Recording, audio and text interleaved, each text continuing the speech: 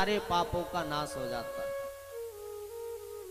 तो ऐसी भागवती गंगा में हम सब लोग यहाँ गोता लगा रहे हैं। बड़े आनंद के साथ भागवती गंगा में आप स्नान करें।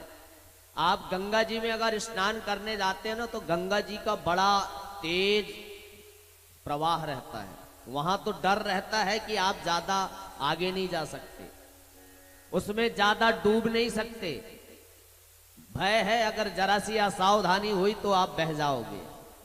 लेकिन ये भागवती गंगा में डरने की कोई बात ही नहीं। जितना डूबना चाहो डूबते जाओ, डूबते जाओ, आपको डर लगने वाला नहीं है। बस इतने ही अंतर है वो गंगा और ये गंगा में। इसमें जितना डूबोगे उतना आनंद आपको मिलेगा, और वहां तो डूबे ही नहीं सकते, वहां डूबे और गए। तो ऐसी भागवती गंगा में बड़े आनंद के साथ आप खूब गोते लगाए। राजा परीक्षित जी बड़े प्रसन्न हैं। सुखदेव जी महाराज के मुखार बिंद से श्रीमद् भागवत महापुराण की कथा श्रवण कर रहे हैं। कल हम सब लोगों ने बड़े भाव के साथ यहाँ सती चरित्र की कथा और शिव विवाह की मंगलमयी कथा यहाँ श्रवण की। सबसे निराली बारात भगवान शिव जी का हमने यहाँ पर देखा। सुखदेव जी कहते, राजन, विशाल संत समुदाय बैठा हुआ है। राजा परीक्षित हाथ जोड़े हुए विराजमान हैं। सुखदेव जी महाराज के मुख से अमृत का पान कर रहे हैं, बड़े आनंदित हैं। सुखदेव जी ने कहा, मनु और शत्रुपा से 5 संतानें हुई, देवहूति, आकुति, प्रसूति, ये 3 कन्याएं, और प्रियव्रत और उत्तानपाद, ये 2 पुत्र हुए। कल की कथा में हमने प्रसूति और राजा दक्ष की कथा श्रवण की थी, सती चरित्र शिव विवाह की कथा। देवहूति नाम की जो कन्या थी, उनका विवाह करदम ऋषि के साथ हुआ। करदम ऋषि विवाह हुआ और तपस्या करने चले गए। देवहूति माता अपने गृहस्थ आश्रम में, विवाह तो हो गया पर अपने गृहस्थ आश्रम में अकेली रहती है। करदम ऋषि समाधि लगाने वन में चले गए। भगवान से बारंबार प्रार्थना करती है। करदम ऋषि जब आते हैं तो प्रार्थना करती है कि आप हमें संतान प्रदान करें। करदम ऋषि को वरदान था कि भगवान उनके यहां एक बार अवतार लेकर अवश्य आएंगे। इसी भाव के साथ करदम ऋषि ने देवहूति के साथ कामद विमान की रचना की, और उस कामद विमान पर दोनों पति और पत्नी विराजमान हुए। कामद विमान का मतलब होता है कि उस विमान पर बैठकर जो कामना करो वो सब वहां प्राप्त हो जाता है। ऐसे दिव्य कामद विमान का निर्माण करदम ऋषि ने किया और अपनी धर्म पत्नी देवहूति के साथ उसमें विहार किया है। 9 कन्याएं हुई करदम ऋषि की, पर पुत्र तो अभी तक नहीं हुआ, क्योंकि भगवान ने कहा, वचन दिया था कि मैं अवतार लेकर आऊंगा। 9 कन्याएं हो गई, पुत्र अभी तक नहीं हुआ। और वही 9 कन्याएं दिव्य ऋषियों के साथ उनका विवाह हुआ। कला नाम की कन्या थी, उनका मरीचि ऋषि के साथ विवाह हुआ। अनुसुईया नाम की एक कन्या हुई, जिनकी कथा आप सब जानते हैं, जिन्होंने तीनों देवों को, ब्रह्मा, विष्णु, महेश को छोटे छोटे बालक बनाकर अपने घर में पालने में झुलाया था। वो कन्या करदम ऋषि की है। दूसरी कन्या अनुसुईया, जिनका विवाह अत्रि ऋषि के साथ हुआ। तीसरी कन्या श्रद्धा हुई, जिनका विवाह अंगिरा ऋषि के साथ हुआ। चौथी कन्या हविर्भू पुलस्त ऋषि के साथ। गति, उनका विवाह पुलह के साथ। क्रिया का क्रतु के साथ। ख्याति का भृगु ऋषि के साथ। अरुंधति का वशिष्ठ जी के साथ विवाह हुआ। और शांति नाम की कन्या का अथर्व ऋषि के साथ विवाह हुआ। ऐसी 9 कन्याएं करदम ऋषि के यहां हुई, पर पुत्र अभी तक नहीं हुआ।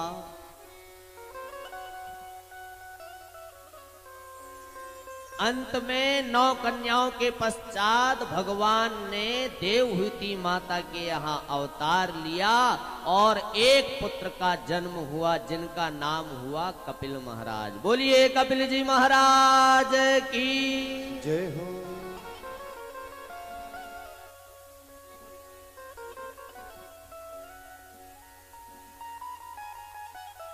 और वही कपिल जी महाराज भगवान 24 अवतारों में एक अवतार लेकर देवहूति माता के यहाँ अवतरित हुए। और वही कपिल जी महाराज ने अपनी माता को सांख्य शास्त्र का उपदेश दिया। बड़े आनंदित हुई माता सांख्य शास्त्र का उपदेश श्रवण करके। ऐसी दिव्य दिव्य कथाएं कपिल जी महाराज ने अपनी माता को श्रवण कराए। 2 पुत्र जो हुए, प्रियव्रत और उत्तानपाद। उत्तानपाद नाम के जो राजा थे उनकी 2 रानियां थी। उत्तानपाद का मतलब होता है जिसका पैर ऊपर हो और सर नीचे हो। उत्तान आने ऊपर, पाद आने पैर। तो हम जीवों की भी यही दशा है। जब जीव गर्भ में होता है ना तो उस जीव के पैर ऊपर रहते हैं और सर नीचे रहता है। तो हम सब उत्तानपाद हुए। ऐसे उत्तानपाद राजा की 2 रानियां हैं। एक रानी का नाम है सुनीति और एक रानी का नाम है सुरुचि। दोनों का स्वभाव नाम के अनुसार है। सुरुचि का मतलब जो रुचि के अनुसार चले और सुनीति का मतलब जो नीति के अनुसार चले। जैसा नाम वैसा स्वभाव दोनों का। सुरुचि रानी से उत्तानपाद नाम के राजा ज्यादा प्रेम करते हैं और सुनीति से सुरुचि रानी बड़ी ईर्ष्या करती है। तो सुरुचि के कहने पर उत्तानपाद ने सुनीति को महल से बाहर रखा है, एक सुंदर कुटिया बनाकर। दोनों रानियां एक राजमहल में हैं और एक रानी बाहर कुटिया में रहती है। लेकिन कभी सुनीति ने शिकायत नहीं की अपने पति से। बड़ी नीतिवान है, बड़ी समझदार है। दोनों रानियों से एक एक पुत्र हुए। सुरुचि जो नाम की जो रानी थी, उस रानी से एक पुत्र हुआ जिसका नाम हुआ उत्तम। और दूसरी रानी सुनीति जो है, जो नीतिवान है, जो नीति के मार्ग पर चलती है, ऐसी रानी के यहां एक पुत्र हुआ जिसका नाम हुआ ध्रुव। ध्रुव जी महाराज। दोनों को पुत्र हैं। 5-5 वर्ष की आयु हो गई। एक दिन राज सिंहासन के ऊपर उत्तानपाद राजा बैठे हुए थे। दोनों बालक राजमहल में खेल रहे थे। उत्तम दौड़ा दौड़ा गया और अपने पिता की गोद में जाकर बैठ गया। ध्रुव जी महाराज ने देखा कि मेरे भैया पिताजी की गोद में बैठ गए हैं। तो ध्रुव जी महाराज की भी बड़ी इच्छा हुई कि मैं भी अपने पिता की गोद में बैठूं। आज ध्रुव जी महाराज भी दौड़े दौड़े गए और अपनी पिताजी की गोद में बैठने लगे। उसी समय सुरुचि रानी ने ध्रुव जी महाराज के हाथों को पकड़ लिया और नीचे गोद से गिरा दिया। छोटे से ध्रुव जी महाराज है, 5 वर्ष की आयु है, अबोध है। रोने लगे, अरे मैया आपने मुझे पिताजी की गोद में क्यों नहीं बैठने दिया? मैं भी अपने पिता की गोद में बैठना चाहता हूं। उत्तम भैया पिताजी की गोद में बैठे हैं, मैं भी अपने पिताजी की गोद में बैठना चाहता। फिर से दौड़ पड़े अपने पिता की गोद में बैठने के लिए। सुरुचि रानी ने फिर हाथ पकड़ लिया। अब तो इतनी जोर से झटके से नीचे गिराया कि सिंहासन से नीचे गिर गए छोटे से ध्रुव जी महाराज। बड़े जोरों से रुदन करने लगे। सुरुचि कहती है, अगर तुझे इस सिंहासन पर अपने पिता की गोद में बैठना है तो पहले जंगल जा और तपस्या करना। भगवान जब प्रसन्न हो जाए तो उनसे वरदान मांगना कि मेरे गर्भ में तुझे जन्म दे, और जब तू मेरे गर्भ से जन्म लेगा तब तू इस गोद में बैठने का अधिकारी होगा। छोटे से 5 वर्ष के ध्रुव जी महाराज जो अबोध हैं, रोते हुए अपनी मैया के पास गए। अरे माता, आज बड़ी माता ने मुझे पिता की गोद में नहीं बैठने दिया, मुझे नीचे गिरा दिया। क्या मैं अपने पिता की गोद में नहीं बैठ सकता? मेरी माता ने कहा है कि ये पिता की गोद में तू तभी बैठ सकता है जब तू जंगल जाएगा, तपस्या करेगा, भगवान को प्रकट करेगा, वरदान मांगेगा, और मैं उनकी गर्भ से पैदा होऊंगा, तब जाके मैं पिता की गोद में बैठूंगा। सुनीति बड़ी नीतिवान है, बड़े प्रेम से समझाती, अरे बेटा तेरी माता ने सच में सही ही कहा है, क्योंकि जिस भगवान की तपस्या करने के लिए तुम्हारी माता ने कहा है ना, वो भगवान ही जगत पिता है। ये तो तेरे पिता हैं, लेकिन वो सारे जगत के पिता हैं। तो बोले अगर उनको प्रसन्न कर लिया जाए तो बोले इनसे भी बड़े जगत पिता है, उनकी गोद में बैठने को मिल जाता है। तो आज शांत भाव से ध्रुव जी महाराज ने मैया से पूछ लिया, क्या जंगल जाने से, तपस्या करने से भगवान मिल जाते हैं? बोले हाँ। तो आज ध्रुव जी महाराज को निद्रा नहीं आ रही है, दिमाग में बैठ गया कि जंगल जाना है और भगवान को प्रकट करके अपने पिता की गोद में बैठना। आज रात्रि में, अर्धरात्रि में ही छोटे से ध्रुव जी महाराज उठकर जंगल की ओर निकल पड़े, और जैसे ही जंगल में निकल पड़े तो उन्हें देवर्षि नारद जी मिले। देवर्षि नारद जी ने जब देखा छोटे से अबोध बालक को, दया आ गई। सोचा कि ये घर से अपने माता पिता ने डांट फटकार लगाई होगी, इसलिए भागा भागा इधर आ गया है। कहने लगे, अरे बेटा तू कहां जा रहा है? ध्रुव जी महाराज कहते हैं, अरे बाबा जी मैं तो जंगल जा रहा हूं तपस्या करने के लिए। क्यों? बोले भगवान को प्रकट करना है। किस लिए? बोले मुझे उनकी गोद में बैठना है। किसने कहा? बोले मेरी मैया ने बताया है। क्या बताया? बोले जंगल जाओ, तपस्या करो, भगवान को प्रकट करो, तब उन्हें पिता की गोद प्राप्त होगी। देवर्षि नारद जी ने सोचा कि ये छोटा सा अबोध बालक है, इसे अभी ज्ञान नहीं है इस बात का कि भगवान कितने सरल और सहज में नहीं मिल पाएंगे। ये अपनी माता की फटकार के कारण भागा हुआ इधर आ रहा। समझाते हैं देवर्षि नारद जी, अरे बेटा तुम अपने घर जाओ, ये तुम्हारे बस की बात नहीं है, ये तपस्या करना, भगवान को प्रकट करना तुम नहीं कर पाओगे। ध्रुव जी महाराज तो बड़े अडिग थे, बोले बाबा जी मैं तो भगवान की तपस्या करके उन्हें अवश्य प्रकट करूंगा, मैं अब वापस जाने वाला नहीं हूं। ध्रुव जी महाराज की दृढ़ता को जब देवर्षि नारद जी ने देखा तो मन में बड़ी दया आ गई। कहा कि अरे बेटा, बोले भगवान ऐसे नहीं मिलेंगे। बोले क्यों? बोले तुम तपस्या कैसे करोगे? ध्रुव जी महाराज सोचने लगे, ये बात तो मैंने मैया से पूछा ही नहीं कि तपस्या कैसे की जाती है। बोले तपस्या के लिए पहले भगवान का गुरु मंत्र लिया जाता है और उस गुरु मंत्र का जाप किया जाता है, तब जाके भगवान मिलते हैं, ऐसे ही नहीं मिलते।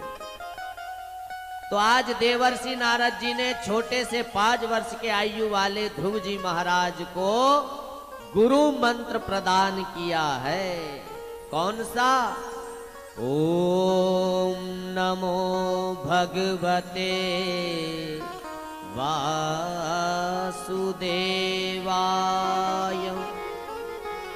ओम नमो भगवते वासुदेवाय,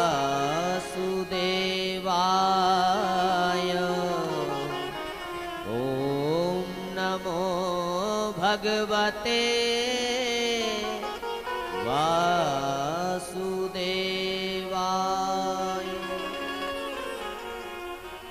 भगवान नारायण का ये महामंत्र आज ध्रुव जी महाराज के कानों में देवर्षि नारद जी ने दिया। ध्रुव जी महाराज बड़े आनंद के साथ वन में प्रवेश कर गए और बड़ी दृढ़ता पूर्वक निर्भय होकर इस मंत्र का जाप करने लगे। कई महीने हो गए, अब सारा भय समाप्त हो गया। कुछ महीने तो फल फूल खाकर उन्होंने तपस्या की, फिर धीरे धीरे फलों को भी छोड़ दिया, पत्तों को खाने लगे। फिर कई महीने व्यतीत किए, फिर पत्तों को फलों को भी छोड़ दिया, जलपान करके कई महीने भगवान नाम का जप करते। अब तो जल भी छोड़ दिया, सब कुछ छोड़ के और ऐसी अखंड समाधि लगा ली ध्रुव जी महाराज ने। ऐसी कठिन तपस्या की कि इंद्र देवता का सिंहासन भी कांपने लगा। इंद्र देवता ने सोचा, रे ऐसा कौन भक्त है जो ऐसी कठिन तपस्या कर रहा है। जब इंद्र देवता ने देखा कि छोटा सा बालक 5 वर्ष की जिसकी आयु है, ऐसा भगवान का तप कर रहा है कि इंद्रासन डोल गया। आज पहली बार इंद्र भगवान नारायण के पास गए, क्योंकि इंद्र का स्वभाव है कोई भी तपस्या करे सबसे पहले डर इंद्र को लगता है। उसे लगता है कि मेरा इंद्रासन न छिन जाए। तो आज इंद्र स्वयं भगवान के पास गया, बोले प्रभु क्या आपको दया नहीं आती। बोले क्यों। बोले 5 वर्ष का अबोध छोटा सा बालक आपकी ऐसी कठिन तपस्या कर रहा है कि मेरा जो सिंहासन है वो डोल गया और आपको खबर तक नहीं है। आज सारे देवताओं के कहने पर भगवान आज श्री हरि रूप धारण करके ध्रुव जी महाराज के पास जा रहे हैं। आइए, जिस नाम से ध्रुव जी महाराज ने भाव के साथ भगवान को प्रकट किया, उस नाम को हम भी 2 मिनट उच्चारण करें।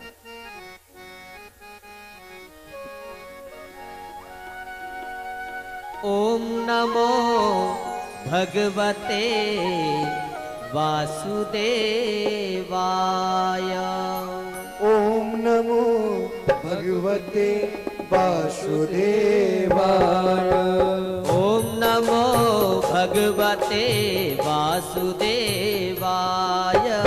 ओम नमो भगवते वासुदेवाय।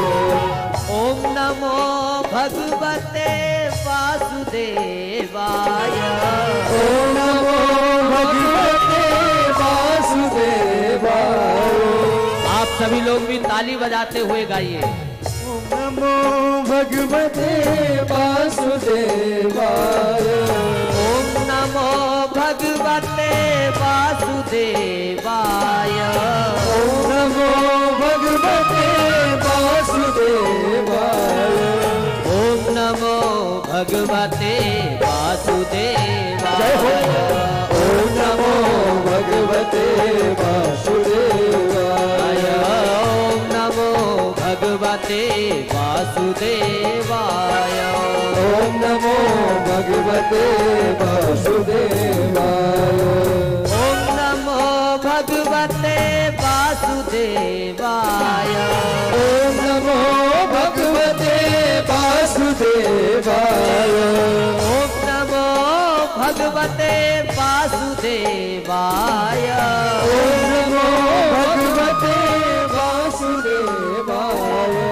ओम नमो भगवते वासुदेवाय। ओम नमो भगवते वासुदेवाय। ओम नमो भगवते वासुदेवाय। ओम नमो भगवते वासुदेवाय। श्री हरि। ताली से बजते हुए, ताली बजाते हुए भाव के साथ जरा।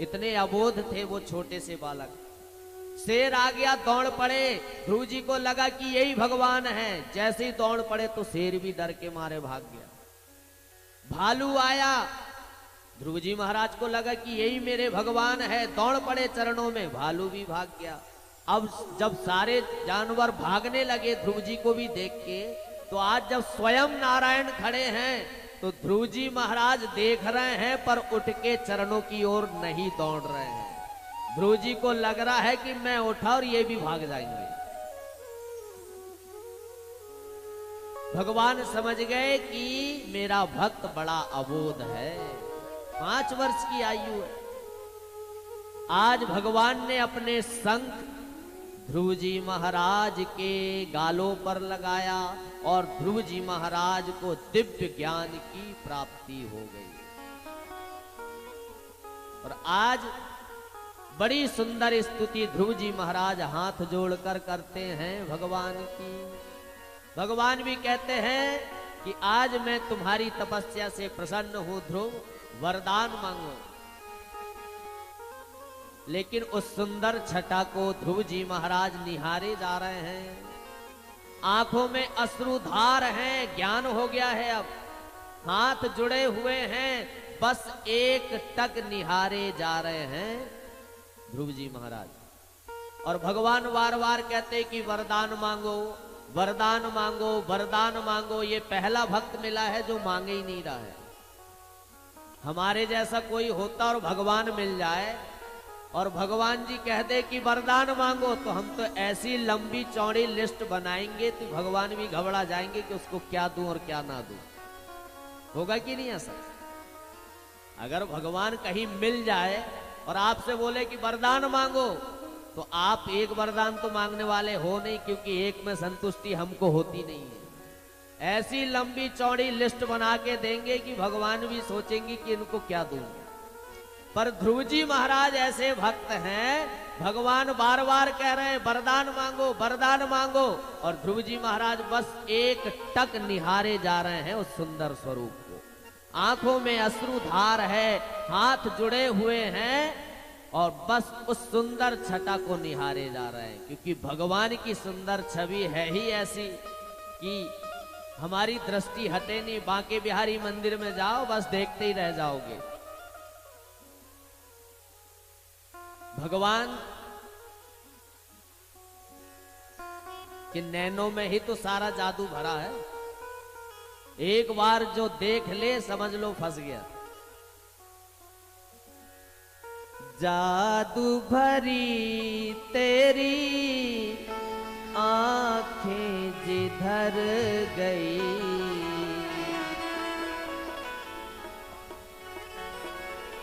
जादू भरी तेरी आंखें जिधर गई, जादू भरी तेरी आंखें जिधर गई, जादू भरी तेरी आंखें जिधर गई, जादू भरी तेरी आंखें जिधर गई, जादू भरी तेरी आंखें जिधर गई, नैनों की कटारी मारी, नैनों की कटारी मारी, नैनों की कटारी मारी, बारी छुई मुई छतिया से उतर गई, जादू भरी तेरी आंखें जिधर गई, जादू भरी तेरी आंखें जिधर गई।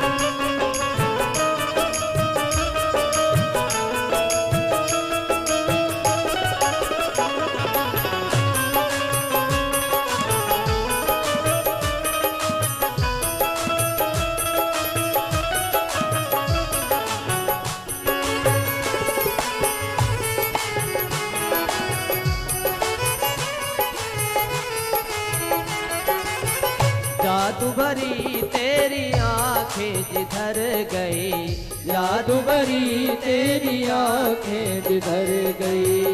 नैनों की कटारी मारी, नैनों की कटारी मारी, बारी छुई मुई सतिया से उतर गई। जादू भरी तेरी आंखें जिधर गई, जादू भरी तेरी आंखें जिधर गई। जादू भरी तेरी आंखें जिधर गई, जादू भरी तेरी आंखें जिधर गई। आज ध्रुव जी महाराज उन जादू भरी नेत्रों में ऐसे निहार के देख रहे हैं, पलक भी नहीं हो रहे। ध्रुव जी महाराज बड़े आनंदित है श्री हरि स्वरूप का दर्शन करके, और भगवान वार वार कहते हैं वरदान मांगो, वरदान मांगो। ध्रुव जी महाराज ने सोचा कि आज भगवान ने 1000 बार बोल दिया होगा कि वरदान मांगो, वरदान मांगो। ध्रुव जी महाराज कहते प्रभु आपकी सुंदर छटा को देखने के बाद अब तो मेरे मन में ऐसी अब कोई कामना ही शेष नहीं रही कि अब मैं आपसे कुछ मांग लूं। सारी कामनाएं समाप्त हो गई। ध्रुव जी कहते हैं लेकिन आप तो अंतर्यामी हैं, सर्वव्यापी हैं, बार बार आप कह रहे हैं वरदान मांगो, वरदान मांगो, इसलिए कहीं ना कहीं मेरे मन में अगर कोई शेष कामना भी अगर रह गई हो तो बोले अगर आप मुझे